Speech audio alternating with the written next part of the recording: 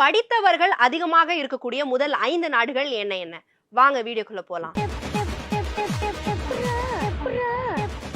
இந்த வீடியோல நம்ம எதை பத்தி பார்க்க போறோம்னு பாத்தீங்கன்னா top 5 countries with the maximum number of educated people அத பத்தி தான் நம்ம பார்க்க போறோம். அதாவது educated people படித்தவர்கள் அதிகப்படியாக இருக்கக்கூடிய முதல் 5 நாடுகள் என்ன என்ன அந்த பட்டியலை தான் நம்ம பார்க்க போறோம். அதன்படி 5வது இடத்துல இருக்கக்கூடிய நாடு எதுன்னு பாத்தீங்கன்னா லக்சம்பர்க். லக்சம்பர்க் பொறுத்தவரையில பரப்பளவுல ரொம்பவே சிறிய நாடாக இருந்தாலுமே இங்க இருக்கக்கூடிய இந்த படித்தவர்களோட எண்ணிக்கை ரொம்பவே அதிகப்படியாக இருப்பதாக சொல்றாங்க. அவங்க இந்த ஒர்க் ஃபோர்ஸாக இருக்கட்டும் எஜுகேஷனுக்கு ரொம்பவே அதிகப்படியான முக்கியத்துவம் தரக்கூடிய ஒரு நாடாக தான் இருக்கு. ஸோ லக்சம்பர்க்ல இருக்கக்கூடிய இந்த படித்தவர்களோட சதவீதம் எவ்வளவுன்னு கேட்டீங்கன்னா 63% சொல்றாங்க. அந்த அளவுக்கு 100ல 63% அளவுக்கு படித்தவர்கள் கல்வி அறிவு இருப்பவர்கள் இருந்தாங்கன்னா யோசிச்சு பாருங்க அந்த நாடு எவ்வளவு சூப்பரான ஒரு நாடாக இருக்கும். 5வது இடத்துல லக்சம்பர்க் இருக்கு. 4வது இடத்துல இருக்கக்கூடிய நாடு எதுன்னு பாத்தீங்கன்னா அயர்லாந்து. அயர்லாந்து பொறுத்தவரையில இதுவுமே ஐரோப்பா கண்டத்துல ஒரு முக்கியமான நாடாக இருக்கு. சோ அயர்லாந்துல இருக்கக்கூடிய படித்தவர்களோட சதவீதம் எவ்வளவு அப்படின்னு கேட்டீங்கன்னா 63% சொல்றாங்க.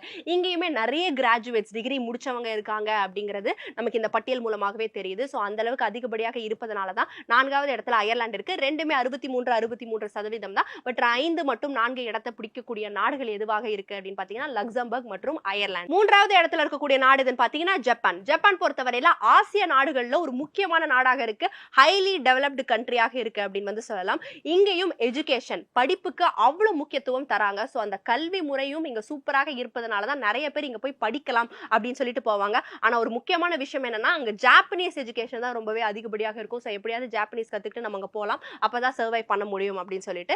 சோ இங்க ஜாப்பனீஸ் பாத்தீங்கன்னா ரொம்பவே ஹைலி ஸ்கில்டாக இருக்காங்க, எஜுகேட்டடாக இருக்காங்க, கிராஜுவேட்டடாக இருக்காங்க அப்படின்னு சொல்லலாம்.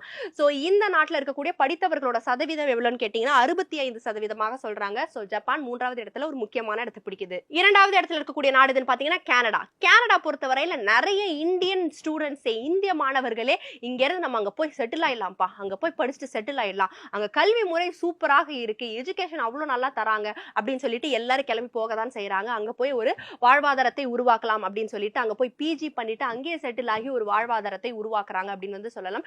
நிறைய இந்தியன்ஸ் உங்களால ஈஸியா கனடால பார்க்க முடியும். அந்த அளவுக்கு ஒரு லிட்டில் இந்தியா மாதிரியே தான் இருக்கு. ஆனா சிங்கப்பூர்ல தான் லிட்டில் இந்தியா இருக்கு. பட் அங்க கனடால பாத்தீங்கன்னா அந்த அளவுக்கு இந்தியர்கள் அதிகப்படியாக இருக்கக்கூடிய ஒரு நாடாக தான் இருக்கு. இங்க இருக்கக்கூடிய படித்தவர்களோட சதவீதம் எவ்வளவுன்னு கேட்டீங்கன்னா 66% சொல்றாங்க. உங்களுக்கு எஜுகேஷன் ஆக்சசிபிளாகவும் இருப்பதாக சொல்றாங்க.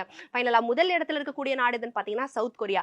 எஜுகேட்டட் பீப்புள் அதிகமாக இருக்கக்கூடிய நாடுகள் பட்டியல்ல சவுத் கொரியா தான் முதல் இடத்துல இருக்கு. எவ்வளவு சதவீதம்னு கேட்டீங்கன்னா 69% சொல்றாங்க. அந்த அளவுக்கு அதிகப்படியான படித்தவர்கள் இங்க தென் கொரியால இருக்காங்க. சோ ஒரு முக்கியமான இடத்தை பிடிக்குது சவுத் கொரியா.